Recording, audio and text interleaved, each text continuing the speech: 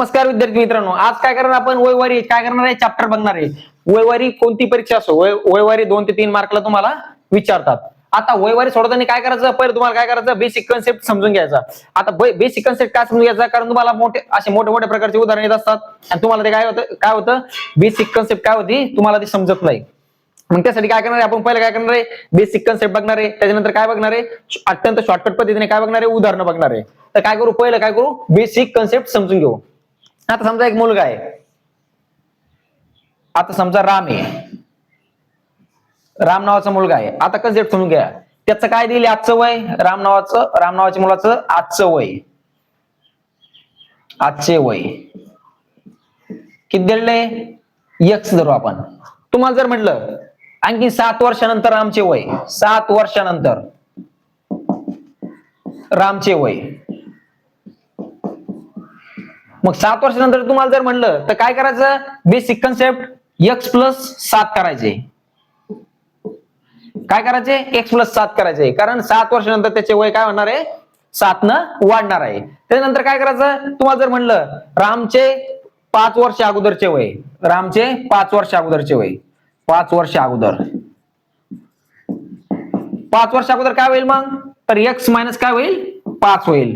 काय आहे basic concept समजणं काय आहे गरजेचं आहे. तुम्ही जर हे बेसिक कन्सेप्ट जर समजल्या, तुम्हाला वयवारीचे जे उदाहरण आहे ते काय होईल अत्यंत सोपे जाईल. काय सांगितलंय, रामचं आजचं वय काय घेतलं त्यांनी x घेतलंय, त्यानंतर 7 वर्षानंतर काय आहे रामचं वय, काय घ्यायचं x+7 करायचे. का, त्यांनी वर्षानंतरचं विचारलंय.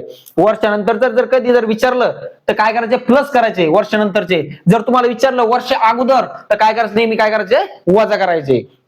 तर बघा समजा रामचं वय समजा 50 आहे, आजचं वय काय 50 आहे. तुम्हाला जर म्हणलं राम 30 वर्ष अगोदर किती वर्षाचा होता, 30 वर्ष अगोदर 30 वर्ष अगोदर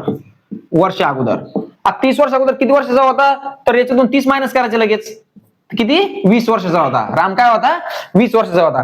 तुम्हाला जर म्हणलं आता 20 वर्षानंतर रामचं वय किती, 30 वर्षानंतर रामचं वय किती, 30 वर्षानंतर रामचं वय किती, हे काय करायचं वर्षानंतर विचारलं मग काय करायचं बेरीज करायची. 50 + 30 किती होते 80, किती वर्षाचा 80 वर्षाचा काय होईल राम होईल. 30 वर्षानंतर रामचं वय किती होईल मग 80 वर्ष होईल, आणि आजचं वय काय 50. म्हणजे काय फक्त आपल्याला बेसिक कन्सेप्ट काय करायचं समजून घ्यायच्यात. आता जो वयाचा जो फरक असतोय तो फरक काय असतोय नेहमी सारखाच असतोय. आता तो समजा 2 व्यक्ती दिलेले आहे, आपण बघूया आता 2 व्यक्ती दिलेले आहेत. कोण दिलेला आहे मुलगा, आता वडील घेऊ, पहिले वडील घेऊ, त्याच्यानंतर काय घेऊ मुलगा घेऊ. आता समजा आज वडील आहे 50 वर्षाचे, किती 50 वर्षाचे, आणि मुलगा आहे समजा 30 वर्षाचा. मग काय होईल यांच्या वयातील फरक किती झाला, मग वडील 50 मुलगा 30, तर 20 वर्ष काय झाला फरक झाला. तुम्ही किती 20 वर्षाचा फरक झाला. तुम्हाला जर म्हणलं आणखीन 10 वर्षानं वडिलाचं वय काय आणि मुलाचं वय काय, 10 वर्षानं वडिलाचं वय काय 60 आहे, मुलाचं वय काय आहे तर 40 वर्ष वय. तर यातला फरक किती आहे, तर 60 मधून 40 गेले 20 वर्ष, फरक काय आहे 20 वर्ष. त्याच्यानंतर समजा तुम्हाला विचारलं 5 वर्ष अगोदर, आता 5 वर्ष अगोदर पहिलं आजचं वय काय 50 आहे, 5 वर्ष अगोदर किती मग तर 45 वर्ष. मुलाचं आजचं वय 30 वर्ष आहे, जर विचारलं 5 वर्ष अगोदर किती तर किती 25 वर्ष. याचा फरक किती आहे, तर फरक याचा किती आहे 20 वर्ष. म्हणजे यातून एकच सांगायचंय, जर फरक जर सारखा असेल पहिले आजचा, तुम्हाला 10 वर्षानंतरचा विचारू किंवा 10 वर्ष अगोदरचा विचारू किंवा तुम्हाला किती वर्ष अगोदरचा विचारू, तर काय नेहमी फरक काय असतो, फरक नेहमी काय असतो सारखाच असतो. जर तुम्हाला परीक्षेमध्ये उदाहरण आलं, फरक जर पहिला काय आला सारखा आला आणि दुसरा जर फरक काय आला उत्तरामध्ये काय झालं फरक जर चुकला, इथं आला समजा फरक 20 वर्ष आणि उत्तरामध्ये फरक आला 30 वर्ष, तर असं समजायचं काय आपलं गणित कुठेतरी चुकलेलं आहे. काय करायचं डबल गणित करून बघायचं किंवा सोडवायचं. मित्रांनो आता काय करणार आपण उदाहरणं बघणार आहे. उदाहरण काय तर गुणोत्तर आणि याचे वयाचे गुणोत्तर उदाहरण बघणार आहोत. मित्रांनो आता बघूया आपण उदाहरण काय आहे, राम व श्याम यांच्या वयाचे गुणोत्तर 4:5 आहे. 8 वर्षानंतर त्यांच्या वयाचे गुणोत्तर 5:6 होईल. तर श्यामचे आजचे वय काढा. श्यामचे आजचे वय काढा. आता तुम्हाला काय विचारलं, श्यामचं वय दिलेलं आहे, काय दिलंय आजचं वय, काय दिलेलं आहे त्यांचं, राम आणि श्यामचं काय दिलेलं आहे आजचं वय, आजचे वय काय दिलेलं आहे, 4x घेऊ आपण आणि श्यामचं घेऊ 5x. तर ते काय म्हणतात, रामचं आजचं वय 4x आणि श्यामचं काय 5x. मग काय करायचं मित्रांनो, हे गणित सोडवायच्या दोन पद्धती. एक काय करायचं, शॉर्टकट मध्ये सोडवायचं, शॉर्टकट मध्ये सूत्र आहे. त्याच्यानंतर काय करायचं, आपल्या बेसिक कन्सेप्ट घेऊन ती एक पद्धत आहे सोडवायची. आणि तिसरी पद्धत कशी, ऑप्शन नुसार सोडवायची. पण ऑप्शन नुसार काय होत असतंय, कधी कधी चुकतंय, कारण ऑप्शन नुसार त्या जे आपलं जे गुणोत्तर आहे ते त्या पाड्यात आलं पाहिजे. तर बघा आता काय करू, पहिला आपण शॉर्टकट पद्धतीने सोडू. आता शॉर्टकट पद्धतीने काय करू, सूत्र लिहून घेऊ. सूत्र काय आहे,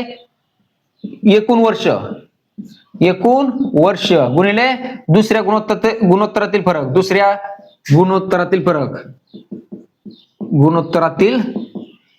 काय घ्यायचा फरक, भागिले दोन्ही तिरप्या गुणोत्तरातील फरक. मी हे समजून सांगणार आहे कोणकोणतं घ्यायचं तर, दोन्ही तिरप्या गुणोत्तरातील फरक, दोन्ही तिरप्या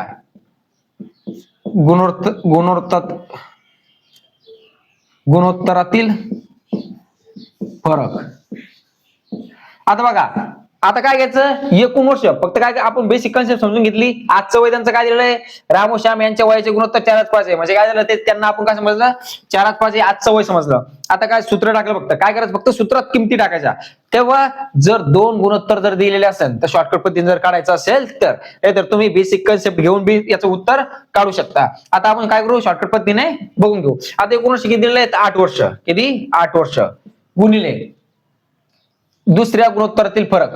आता दोन गुणोत्तर आपण बाजूला लिहून घेऊ, 4/5 आणि 5/6. हे काय झालं, आपलं पहिलं, हे काय झालं दुसरं. मग त्यांनी काय म्हणलं, दुसऱ्या गुणोत्तरातील फरक, याच्यातील फरक किती, मग 1चा आहे. हे काय घेऊ, 1 घेऊ, भागिले काय करायचं, दोन्ही तिरप्या गुणोत्तरातील फरक, दोन्ही तिरप्या गुणोत्तरातील, म्हणजे याची काय करायची, क्रॉस मल्टिप्लिकेशन करायची गुणोत्तराची. काय करायचं, 6×24 5×5 25. मग काय झालं, यातला फरक किती झाला, 1चा फरक झाला. हा काय झाला, 1चा फरक. मग भागिले काय करायचं, 1 झाला. मित्रांनो काही सेकंद त्याचं उत्तर येतं, फक्त काय झालं, कन्सेप्ट समजून घ्यायची. बघा किती, x ची किंमत किती आली, 8 आली. किती आली, 8 आली. आणि आता तुम्हाला विचारलं काय, आजचं वय काढा. कशाचं, श्यामचं. आता श्यामचं वय किती आहे, तर 5x आहे. श्यामचं वय किती, 5. फक्त काय करायचं, x ची किंमत 8च्या ठिकाणी टाकायची. म्हणजे 5 गुणले काय, 8. म्हणजे श्यामचं वय किती झालं, 40 वर्ष. म्हणजे श्यामचं वय किती झालं, 40 वर्ष. हे झालं तुमचं शॉर्टकट नाव.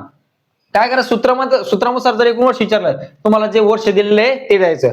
त्यानंतर दुसऱ्या गुणोत्तरातील फरक, म्हणजे हा गुणोत्तरातील फरक. त्यानंतर दोन्ही तिरप्या गुणोत्तरातील फरक म्हणजे क्रॉस मल्टिप्लिकेशन करायचं आणि त्यांचा फरक काय करायचा, खाली लिहून घ्यायचा. मग काय होईल, x ची किंमत भेटेल ती काय करायची, तुम्हाला जर आजचं वय विचारलं तर आजच्या वयात टाकायची. जर तुम्हाला विचारलं असतं 8 वर्षानंतर, काय बोललं असतं, 8 वर्षानंतरच्या वयात टाकायची. आता तुम्हाला विचारलं असतं 8 वर्षानंतरचं वय. आता 8 वर्षानंतरचं वय काढून घेऊ. आता 8 वर्षानंतर आजचं वय किती दिलंय, 4x आहे. काय आहे, 4x. मग 8 वर्षानंतरचं विचार, मग काय करायचं, 8 करायची. काय, 8 वर्षानंतर. मग काय करायचं, तुम्हाला विचारलं असतं 8 वर्षानंतर वय काढायचं, ही किंमत काय करायची, तर टाकायची. 4 गुणिले 8 प्लस 8, 8×4 32 आणि 8 किती झाले, 40 वर्ष. आला आपलं उत्तर बरोबर.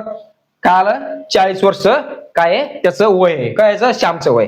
मित्रांनो कोणत्या पद्धतीने केलं तर सारखंच आहे. आणि तिसरी ऑप्शन काय आहे, ऑप्शन नुसार सोडायचं. हे जे गुणोत्तर आहे हे ते काय झालं पाहिजे, त्या पाड्या झाल्या पाहिजे ऑप्शनच्या. पण काय होत असतं, कधी ऑप्शन मध्ये काय असतात, 3-4 जे 4 ऑप्शन आहेत त्याच्यापैकी काय असतात, 2 ऑप्शन मध्ये काय असतं, पाड्यातले असतात. त्याच्यामुळे काय होतं, कन्फ्युज होतं. त्याच्यामुळे ते ऑप्शन सोडवायच्या नादी लागायचं नाही.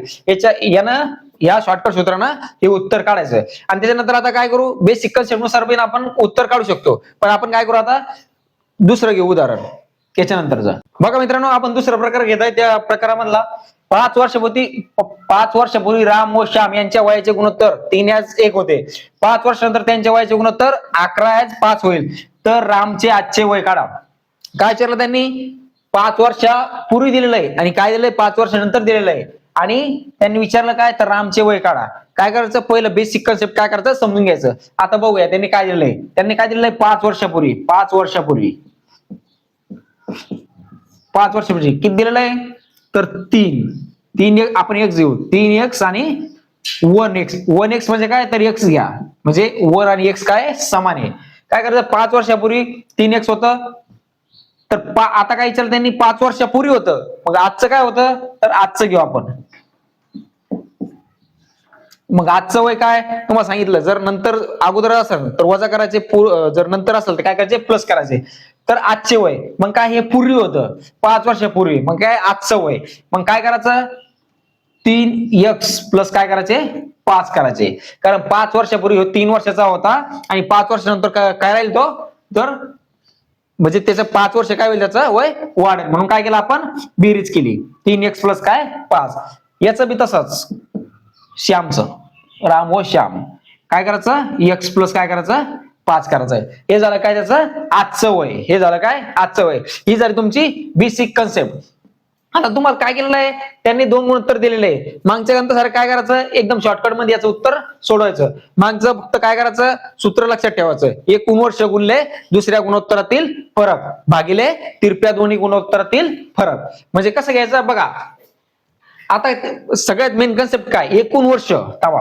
आता तुम्हाला सूत्र लिहून दाखवतो, एकूण वर्ष गुणले दुसऱ्या गुणोत्तरातील फरक, दुसऱ्या गुणोत्तरातील फरक भागिले तिरप्या गुणोत्तरातील फरक, तिरप्या गुणोत्तरातील काय फरक. मग तुम्हाला सूत्र एकूण वर्ष दिलेले, मग एकूण वर्ष काय दिले 2 दिलेले, काय दिले 5 वर्षापूर्वी आणि काय दिलेलं 5 वर्षानंतर. मग किती घ्यायचे, कधी पण जर 5 वर्षापूर्वी आणि 5 वर्षानंतर जर असे वर्ष असेल काय करायचे कधी पण प्लस करायचे, म्हणजे काय करायची त्यांची बेरीज करायची.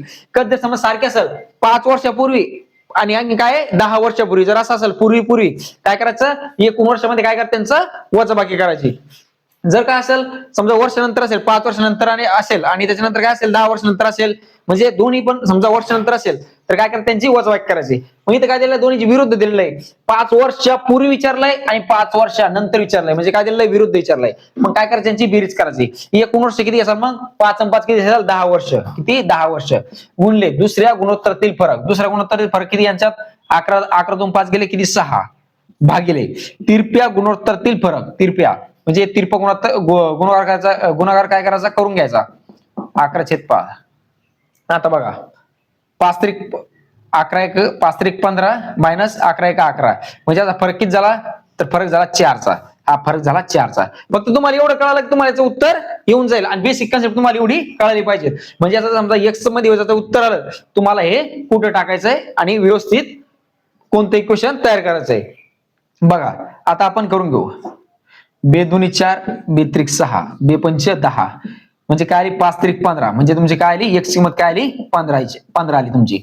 मग तुम्हाला हे कळायला पाहिजे तुम्हाला टाकायची कुठं. तर मित्रांनो बघा तुम्हाला विचारलं काय त्याच्यावर लक्ष द्यायचं. तुम्हाला विचारलं रामचं आजचं वय काढा.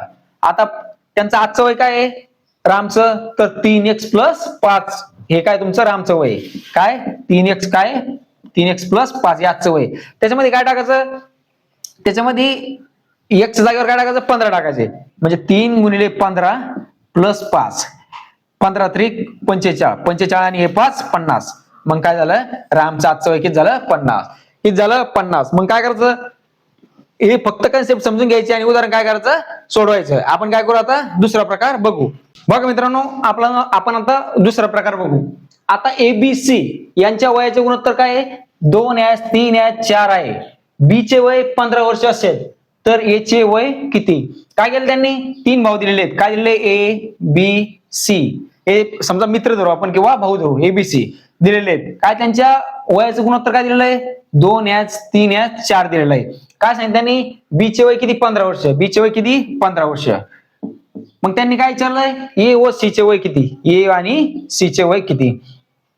मग सर्वप्रथम काय करायचं असं प्रकारचं उदाहरण आलं तर सर्वप्रथम काय करायचं B चं वय किती दिले 15, आपल्याला A आणि C चं विचारलंय. काय करायचं हे किती पट आहे बघायचं, हे किती पट आहे बघायचं, म्हणजे याला भागून बघायचं 3 5 15 म्हणजे किती 5 पट. 5 पट काय आहे B चं वय किती 5 पट 5 पट. मग जर B चं 5 पट असेल तर काय करायचं याचं बी 5 पट करायचं, याचं बी किती करायचं 5 पट करायचं, C चं बी किती करायचं 5 पट करायचं.